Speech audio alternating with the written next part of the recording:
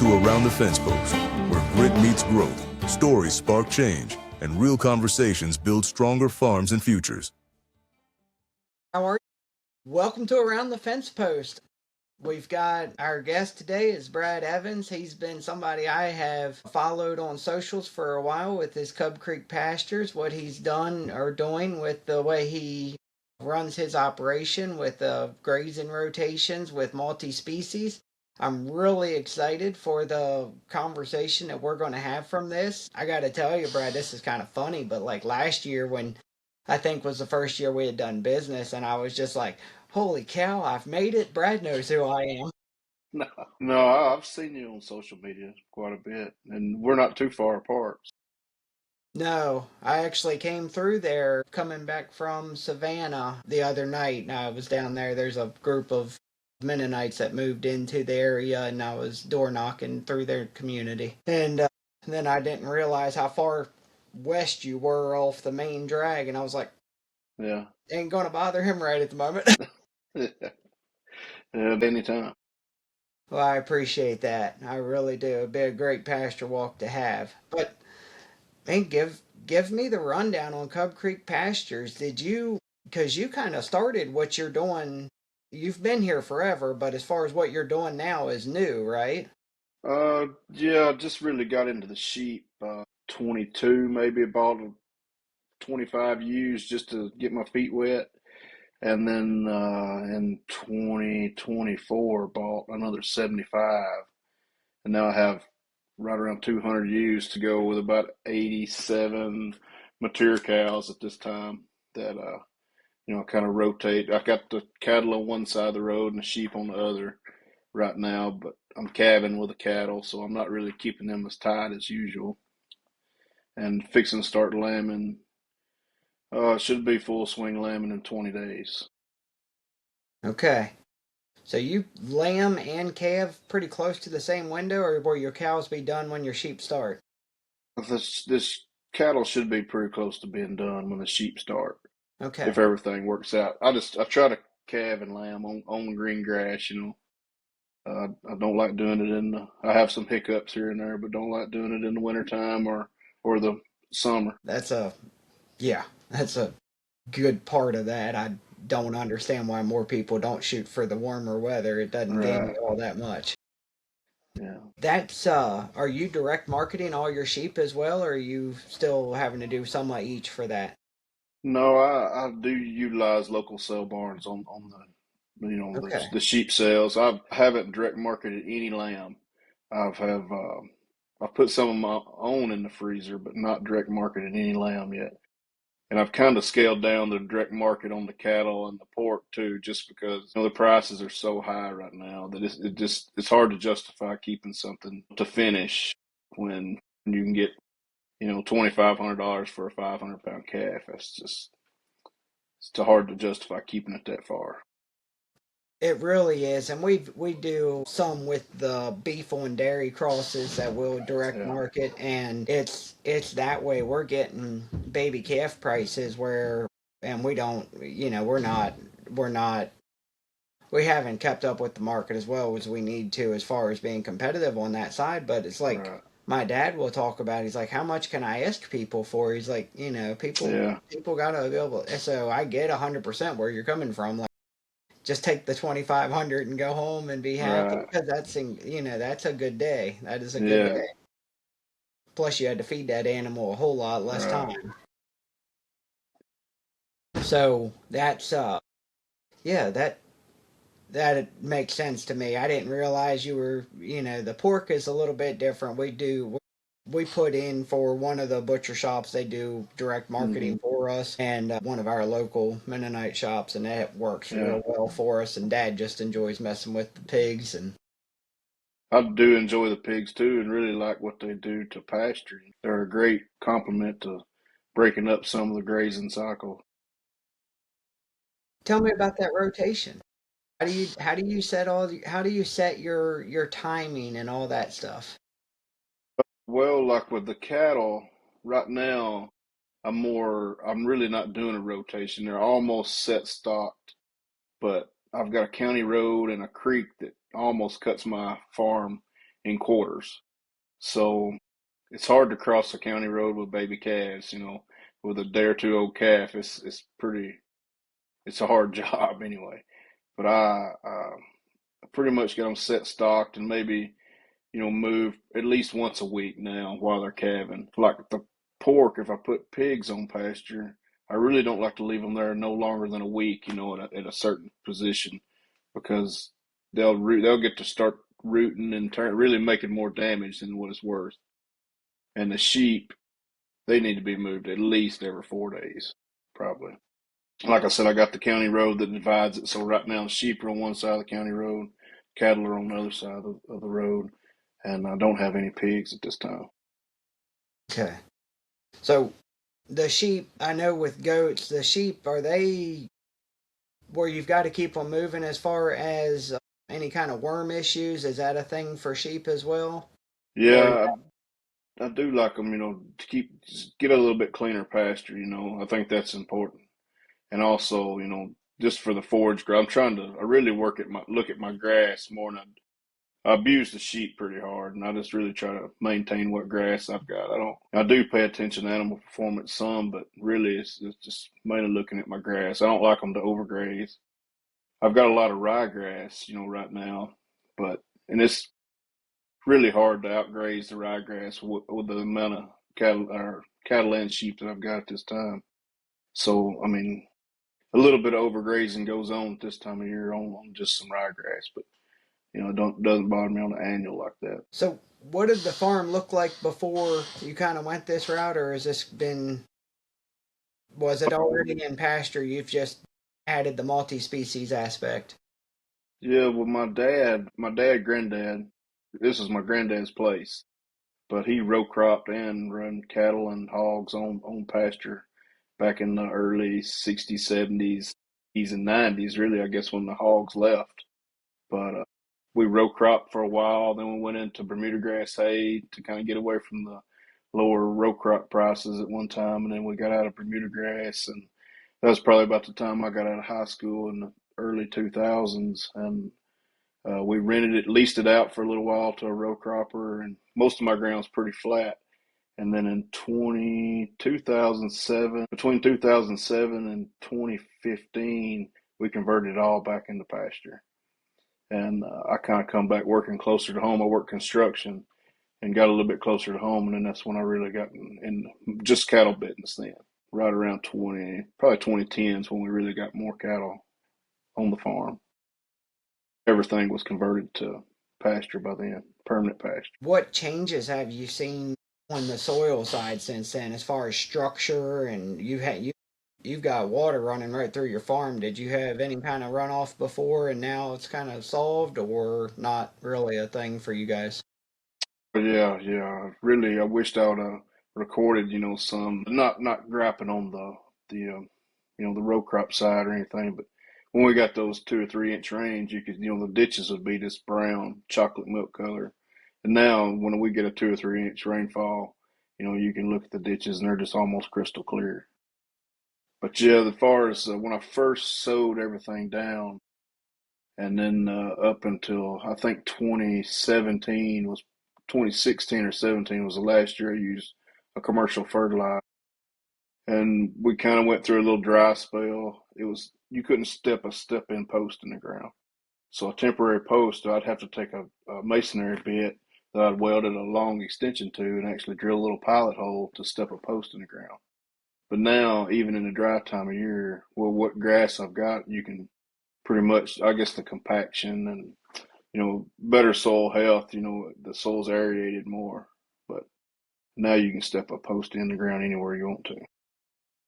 Wish I'd have thought about that at any point over the last 30 years on putting a Yeah. masonry bit on. That's awesome. I like that. Well, I seen somebody else do it. That's how. What do you use any aerators or anything like that, or is that all root system? I have used aerator at one time, but I haven't in a long time. Yeah, I would really like to try it, and got some friends that utilize aerator, but I've read some pros and cons, and I do think it's a tool that could be used, and I'd like to experiment with it. Maybe incorporating some lime or some kind of amendment like that. I think that'd be great. Yeah, that's a really good point. Maybe it'd activate that all a little bit Yeah. faster in your soil, so that could be a really good strategy on that application. And I know obviously last year you did some warm season, but like your rotation, I assume is that a yearly thing that you try to do some warm season annuals and some cool seasons, or is it just kind of what each individual field needs at the moment? Yeah, well, where I put the warm season annuals and mostly the cool season annuals is where we sowed this, and it's mostly the flattest, probably the best productive ground we've got, or the pasture land, but it doesn't have fescue much on it. So we sowed it down into native, I think we sowed it in common Bermuda grass in 14, 15, I think, and you don't get, there's not as much growth. That was, kind of a mistake I made, is putting it in a common Bermuda. And I really like more growth, more, a higher sugar plant, to be grazed, in June, July, and August. And I just don't think you don't get that with common Bermuda, in my opinion. And I don't really put any annuals in where I've got a good fescue base. I just put the annuals, roughly 60 to 80 acres of, common Bermuda. What we sowed is a warm season base pasture. That makes sense.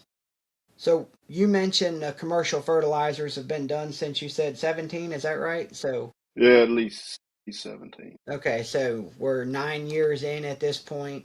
So obviously that should have saved a bunch of money, and you probably about year three you went, well, I think we're good to not. We're putting manure back down. Yeah. Tell me where, tell me what inputs you would refuse to cut. What's working for you that you're just going, hey, let's make sure that this is always part of our program. Well, that would probably be, I do a lot of bush hogging, or not a lot, but I do some bush hogging, and some of the lease ground that I've got, that's part of the agreement. I've got to bush hog at least once a year, and they really like it twice, and that's not a real good answer. But on a short side note on that fertilize, I don't know that I did the right thing by cutting it off completely at one time. I probably should have weaned it back within, you know, maybe a 5 year span, because I think I lost a lot of production in that time frame by going cold turkey on the fertilizer. And I would not be opposed on using fertilizer right now. But with the prices, everybody, that's in the news, the phosphorus and potash and stuff like that, is I probably wouldn't go back to using urea, but or a nitrogen source. But I Yeah, wouldn't be opposed to potash or something. that makes sense. And I've kind of gone down the rabbit hole to your point about prices of fertilizers right now, and Yeah, it's a whole different thing. But and I don't know what it's going to look like next year, the year after that. We don't know. right, But meanwhile, I'm getting, and I was talking with the guy who owns Southeast Agri-Seeds. I was talking with him a little bit last night and this morning on this subject. But we're just taking so many calls on fertilizer, and people's like, right, "Hey, what can we do?" And and then you start down the biologicals conversation, going, "Is there something to this? Is there value here?" There this has been an ongoing thing. If right. you've listened to any of the past episodes, I've talked about it with a couple of the people Mm-hmm. on, because you're just like, all right, we've got to help mitigate some of these costs without sacrificing the product, which is your forage program. So if you're sacrificing Right. the forage program, so anyway, I don't mean to get into that, but your potash, to your point about the prices, like Yeah. it's you're getting into some expenses, and I would agree on the side of there's value, or as the old saying is, there's gold in them dar hills. Right. Yeah, and I've actually, I've probably got some pasture that hasn't had anything done to it in 20 plus years, and it looks really, really good. But I think if you go, if you set stock, or don't rotate on that pasture and don't give it a break, you're not going to get the production out of it like you would, if you just set stocked and fertilized and limed and sprayed and bush hogged, uh, really manicured pasture.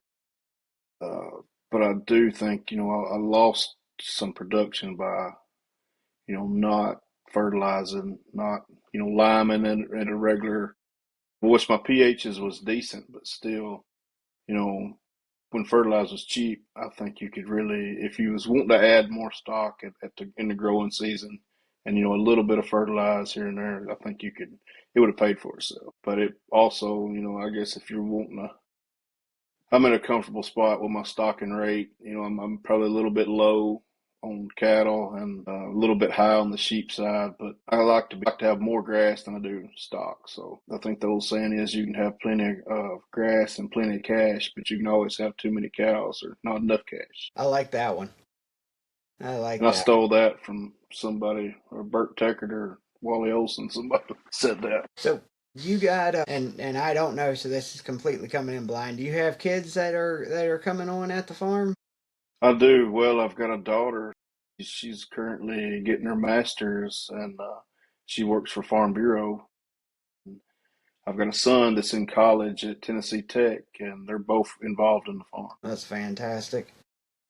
Keep that going. So with being involved, do they have like a preference as far as the marketing side for the animals, or do they prefer like the agronomic side with managing the pastures and managing the animals? They're not really into the marketing. My daughter did attend a marketing school with me last July, and I think she really enjoyed that. My son's more when he's home day to day operation, when we work cattle or fencing or, something like that. Okay. Yeah, that's about par. I don't mean to Yeah, say it like that, but that right. almost seems like the way we tend to split out as. So on the equipment side of it, you mentioned you run that mower pretty regular, which I am. Yeah, we try to do that quite a bit. I tore mine up a few years ago doing some custom. I say mine, Dad's. I tore up a couple years ago doing custom work, needs a gearbox replaced, and last year just got away from me. But typically speaking, I'm right with you. We usually have that thing hooked up for half the summer. Yeah. What else is something you would use every day with a grazing operation compared to maybe a more conventional? On my side by side or four wheeler, probably putting up a temporary fence. I don't know that I would walk in the miles that I put up every week or month. I'd be in a lot better shape if I did, but there's no way that I would probably do the fencing. A good Polaris side by side or a four wheeler goes a long way putting in temporary fence.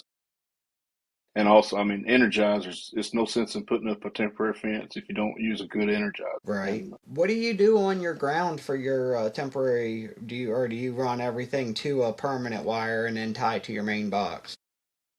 most everything is permanent wire to the main box. And then, are you talking about like on lease ground or? Well, if you have a battery box or a solar box, what are you doing for a ground for that? Because that seems to be the biggest gap with my box isn't hot enough, and it's usually not Yeah, the box. Usually, it's just not a good enough the ground. ground.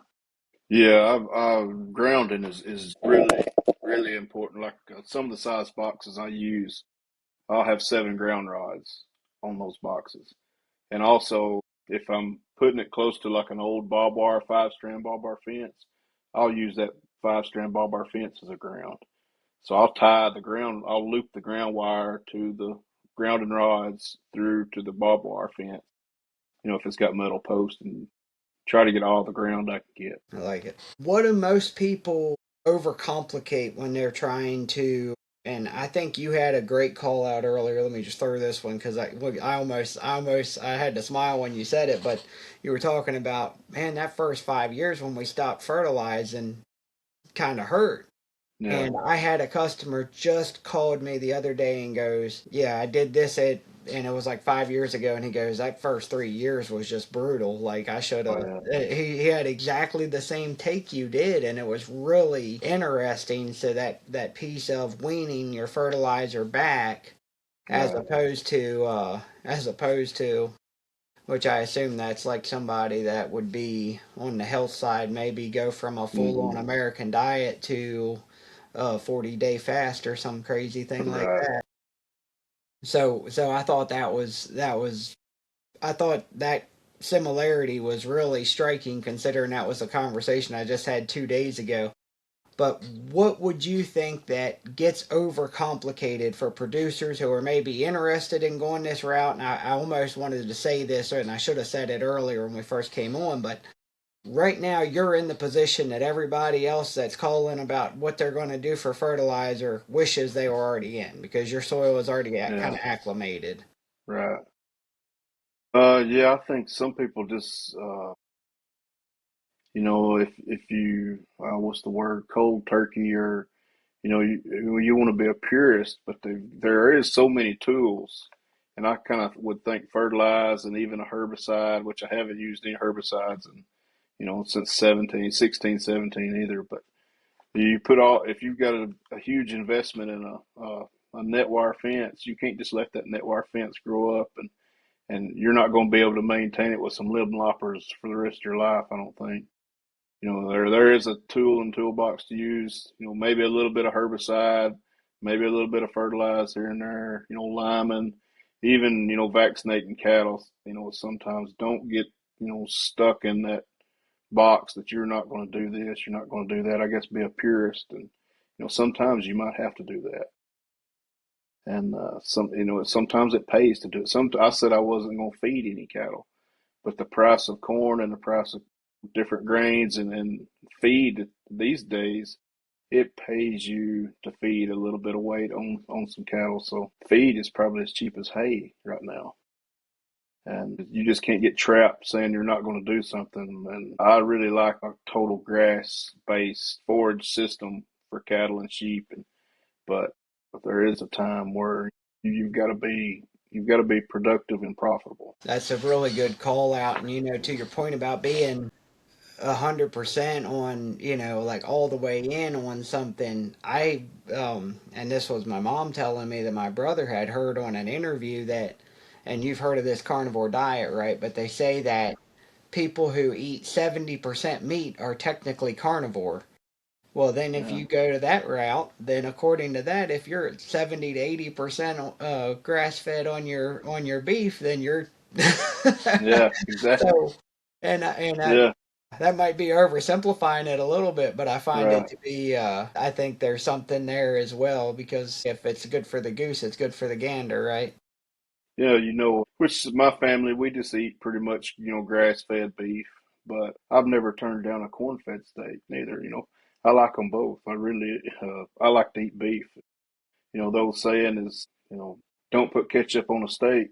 I don't care what you put on a steak, just as long as you eat steak. Yeah, in our business, you got to have that Yeah, mentality. right. Whatever helps you with getting it down. That's right. So, and we kind of touched on this earlier with getting away from the direct marketing. Is that just something that you expect if the market changes back, you'll uh, go back to pushing more of, or Well, the demand is there. It's just, I've kind of backed off. I'm really, dealing with 100 customers, trying to sell, 25 to 50 halves of beef a year or something, is a lot harder to do than dealing with one customer at the stockyard, you know. And it's just kind of my preference at this time. But yeah, that's what drove me to direct market anyway. The low commodity prices, 16, 17, cattle was so cheap. And then we had the COVID, that's what really bumped my business up. Uh, it's so hard. Like me, I would have to try to schedule somebody, come into my little farm store, like it, you know, I might have to meet somebody 4 or 5 times a day, 4 or 5 customers a day. And time you talk for 30 minutes, and I love to talk, but, then I would lose half a day of something, where I need to be doing. yeah, and I completely understand that. I have seen where they're starting to set these farm stores up almost like, have you seen the people-less Amazon Right. deals? Yeah. And I've seen where some farm stores are talking about doing stuff like that. I don't know what I think about that. I think it's I will say I do think that most customers that would go to a farm store like that are typically not there, like they're there because Right. they see the value. So I don't feel like they're out there trying to change stickers and make things work for them. I don't know how to say that nice, but Yeah. not be ripping off stuff and slipping stuff through the way you might have at a convenience store where they've tried these things. But it is something, and I'm sure the upfront cost would be astronomical to build one of those, but that is another down the road option, maybe for our kids and grandkids. Hmm. So, like I said, I'd I'd followed you for a while on social media, and I always, appreciated like you had like your pictures are good. I always enjoyed watching the videos where you're moving cattle and all that. You kind of got pretty good there at doing that. You got thoughts about building that a little bit because you were talking directly to your customer on that end, and I really thought you did a good job of it. Yeah, I just never, I haven't thought much about, if I did, well, I really don't know. I don't think I would, I hadn't pursued it or thought about pursuing, more social media. I probably use it too much right now. I mean, you could be the Tennessee White Oak Pastures. Yeah, I don't know. Yeah, that would be something. Yeah, and I think that we need that somewhere. We need one of those in every corner of every state, really. I think there is so much, and you mentioned the balance side. You don't have to be whole hog or none. Right. There's so much information, there's so much knowledge, and you and I had this Yeah. conversation when we talked about having you on. There's stuff that you're doing that obviously this is the first time I'm hearing most of your story, but there's also the side of, hey, what did I learn? What did I get from, and where you're going, which all of those things, there's not a whole lot of young people coming in, but where there are, they're looking at cattle as somewhere to make money instead of. Right. Plus, you got the fact that they can afford 100 acres. They're not going to afford, 500, 1,000 acres like you used to. Right. That's just not going to happen. Or they can get enough money to be full in row cropping. They're going Hmm. to be.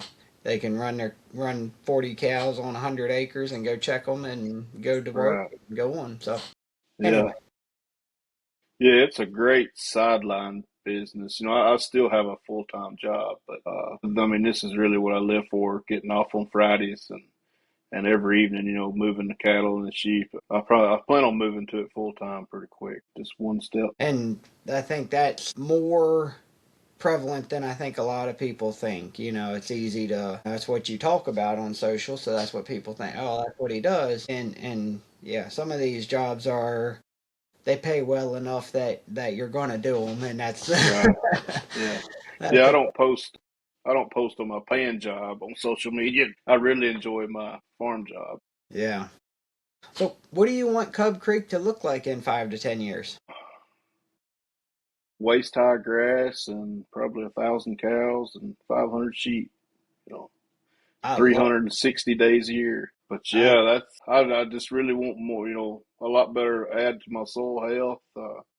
Maybe come up. It's kind of hard to build numbers on cattle right now, and really sheep too. They're so high that if I could just stay where I'm at, but have better grass, better water quality, and add a little bit more infrastructure, cross fencing probably. That'd be a good goal, and to stay consistently profitable. you go through any of the Tennessee ag equipment and all those? Do you utilize Yeah, those? probably every year, try Okay, to yeah. get something. That's a great program for our state. I think you know some stuff that a lot, especially with handling equipment. A lot of people used to just use an old gate behind an old barn, and a log chain to work cattle, but now, some of those programs they've got are really good for the producers. Very true. What's something you would tell any young person wanting to get started, whether the way you did, where you were able to step into a family farm, or trying to, rent ground and put stuff together, and maybe be renting that bottom ground, or maybe Right. renting that row crop ground and trying to convert? Yeah. There's so much information out there now for people wanting to get started, but I think the main thing is, don't over leverage yourself, especially with the purchase of land. or depreciating assets. I kind of waged war when I went to a grass-based system. Sold all my hay equipment in 17. Quit the fertilizer and the spraying all about the same time. Put your money in something that's going to appreciate. If you get started, even if you can't find land, go work for that. The older gentleman that's got the cattle. See if he needs help on the weekends, and learn from them some. Maybe you can pick up a lease there. It's still a lot cheaper to lease land and run livestock on than it is to own it and run livestock on. Tying up all that capital is it's a big thing. And I still don't know what the price is today that you can buy land and pay for it with cattle. It's be really hard. If you had to borrow money for cattle too, I don't think it'll pencil out. Yeah, I had a USDA guy was buying bought a pallet of seed a couple of days ago and was Yeah, talking about some of the math, and I was like, yeah, you start thinking about the price of cattle and what you'd have in them right, if you were trying to buy them. That's yeah, worse than buying the ground right now if you had to yeah, do both. yeah. It is, and I mean, really, when you think about it, you're tying up all that capital that you could be used on, something that appreciates. If you got to borrow money for livestock, I don't think you need to be making a land payment. You need to, one or the other probably, but just build slow. Don't try to, it's pretty easy to go get money right now, probably. Especially don't buy a brand new tractor and a bush hog because I guarantee you it'll never pay for itself. Speaking of, but bush hogs, the price of those things these days is outrageous. Yeah, they added to them, I think, since they added them to the Equip. They They got a may little have. price bump, but everything's so high now. Any kind of fencing material, feed's cheap, but something to put feed in is high. Building materials like hay barns and stuff that's high, and I don't see how really anybody can justify with unless you've got a couple hundred cows and maybe a couple hundred acres of hay ground that you can justify owning a baler and a tractor to bale and put up hay. It's way cheaper to buy it. So do you buy some hay then, or do people? Uh, Because you said you got rid of your equipment. yeah, I buy all my hay. Best thing I've ever done is it forced me to put a dollar value on my hay. When I baled hay, we baled a lot of hay. I didn't think nothing about. I would just set it out, let them tromp it and waste it. Now every time I put a bale of hay out, I see the dollar value to it. And also, I even if I buy it in the field, I still have to touch it twice before I get it to the cow. If I go and get it and then put it in the barn and get it out of the barn, that costs money too. I try to run a tractor as least amount possible in the wintertime and in the summer also, just that depreciation of equipment wear and tear. The more diesel fuel you put between a cow and grass, that's just less money you're making. I like that line. I picked that up from somebody too. I didn't make that up. I think Joel Salatin or one of those, my Jim Garish, I think might have said that, but it's really Okay. stuck with me. Yeah, that one's pretty apt. Yeah, Man, I don't know if there's a better way to end that. That was a really informative on the side of the way you've approached it, and I think the things you've learned to take away.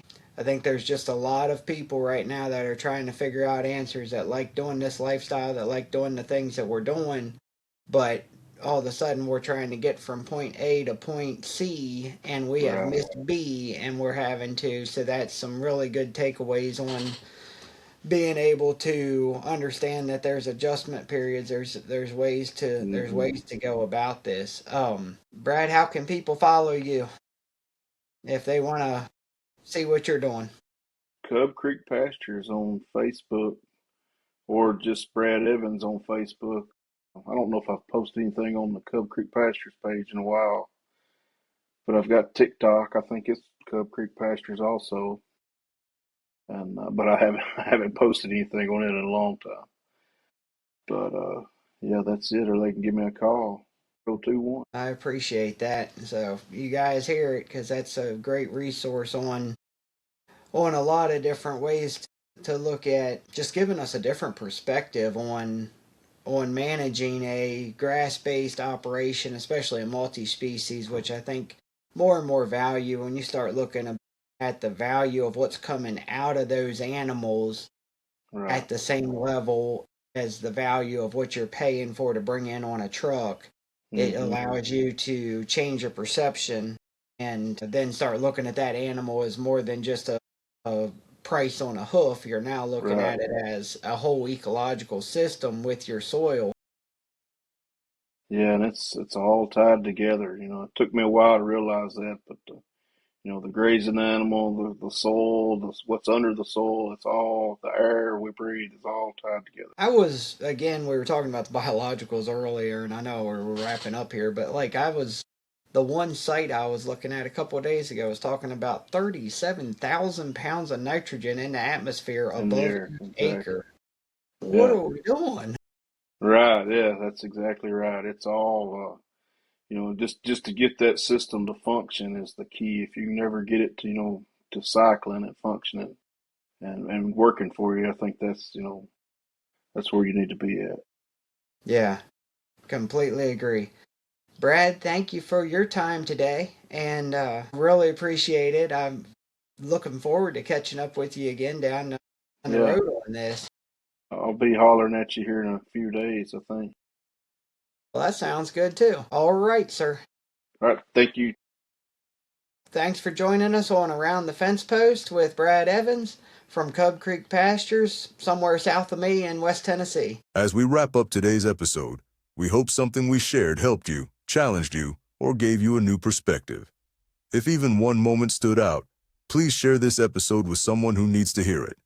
That's how this community grows, one conversation at a time.